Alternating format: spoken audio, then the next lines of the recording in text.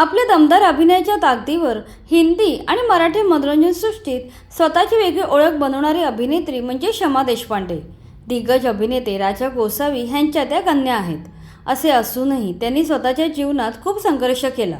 नुकतेच एका मुलाखतीत त्यांनी आपल्या संघर्षाबद्दल सविस्तर माहिती दिली।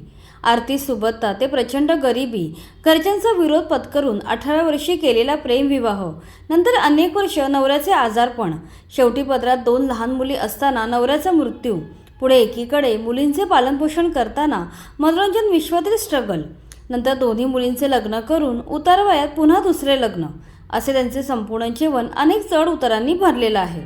चला तर जाणून घेऊया त्या नक्की काय म्हणाल्या। शमा यांनी मुलाखतीच्या सुरुवातीला आपल्या बालपणातील कठीण काळाबद्दल सांगितले। त्या म्हणतात, मी माझ्या वडिलांचा सुवर्ण काळ आणि डाऊनफॉल एकाच वेळी पाहिला।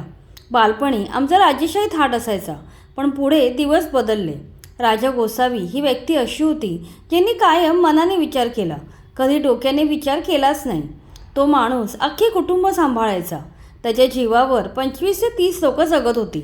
माझ्या आईकडची नाती असोत किंवा आजोबांकडली असोत, त्यांनी शेवटपर्यंत सगळी नाती निभावली। यात ते एवढे बुडाले की कधी गरिबी आली कळलेच नाही। त्यात त्यांना काम मिळणेही कमी झाले होते। शेवटी घरातील पितळीचे डबे विकून, सोन्याचे दागिने मोडून किराणा भरला जायचा, अशी परिस्थिती आमच्यावर आली। यानंतर त्यांनी आपल्या पहिल्या विवाहादरम्यान केलेल्या संघर्षाबद्दल सांगितले। त्या म्हणाल्या, मी 18 वर्षाची असताना किरण देशपांडे यांच्या प्रेमात पडले। त्यांचे मुंबईत पार्लर होते, मात्र घरातून आमच्या लग्नाला विरोध होता। मी मात्र हट्टाला पेटले। मग शेवटी बाबा तयार झाले। त्यांनी माझ्या लग्नासाठी कर्ज काढले। त्यावेळी मला ते फार वाईट वाटलं। म्हणजे मी माझ्या कर्तव्यात कुठेतरी कमी पडले असं मला वाटत होतं। आता माझ्या माहेरी माझी गरज आहे आणि अशा वेळेला मी पाठ टाकून लग्न करून निघून जाते ह्याचे मला फार दुःख झाले। पण त्यावेळी मी काहीच काम करत नव्हते, त्यामुळे मी पूर्णपणे असहाय्य होते। आजही माझ्या मनामध्ये या गोष्टीची सल आहे। मी माझ्या आईवडिलांसाठी खूप काही करू शकले असते, पण मला ते करता आलं नाही। नंतर सगळं करेन असं ठरवलं होतं, मात्र परिस्थितीने मला तशी संधी कधीच दिली नाही। मला खूप उशिरा यश मिळाले, तेव्हा आई बाबा दोघेही नव्हते।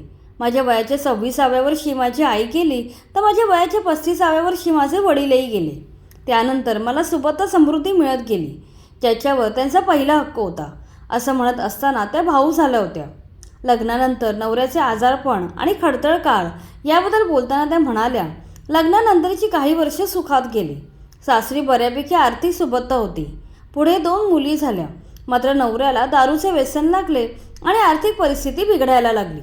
त्यात त्यांना लिव्हर सोरायसिस हा आजार झाला। 7 वर्ष ते या आजाराला तोंड देत राहिले। यावेळीचे दिवस खूप कठीण होते। पदरात 2 मुली आणि नवरा हॉस्पिटलमध्ये असल्यामुळे दैनंदिन गरजा भागवणे देखील कठीण जात होते।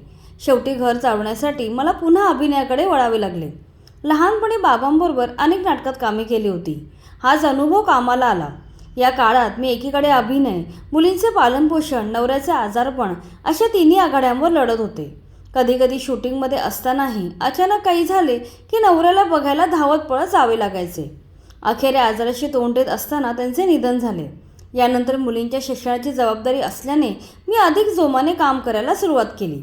आपल्या वडिलांबद्दल सांगताना त्या म्हणाल्या, बाबा शेवटपर्यंत परिस्थितीशी लढत राहिले। चित्रपट मिळणे कमी झाले तेव्हा ते वयाच्या 74व्या वर्षी नाटकात काम करू लागले। तेव्हा ते मला म्हणाले, माईबाई, आज वयाच्या 74व्या वर्षी मी उभा राहतोय, पण मला शुभेच्छा द्यायला कोणी नाहीये। याच नाटकाच्या दरम्यान त्यांना हृदयविकाराचा झटका आला आणि ते कोमात गेले। नंतर हॉस्पिटलमध्ये ॲडमिट केल्यावर काही तासातच त्यांची प्राणज्योत मालवली। वडिलांच्या मृत्यूचा प्रसंग सांगताना त्या अश्रू आवरू शकल्या नाहीत। त्यानंतर त्यांनी आपल्या मनोरंजन विश्वातील प्रवासाबद्दल आणि दुसऱ्या लग्नाबद्दल सांगितले। त्या म्हणाल्या, मराठीमध्ये काम कमी आणि पैसेही कमी मिळायचे, म्हणून मी हिंदीत काम करायला सुरुवात केली। हळूहळू माझे काम लोकांना आवडायला लागले, चांगली कामे मिळायला लागली, पैसा आला। मुलींना उत्तम शिक्षण देऊन त्यांची लग्ने करून दिली।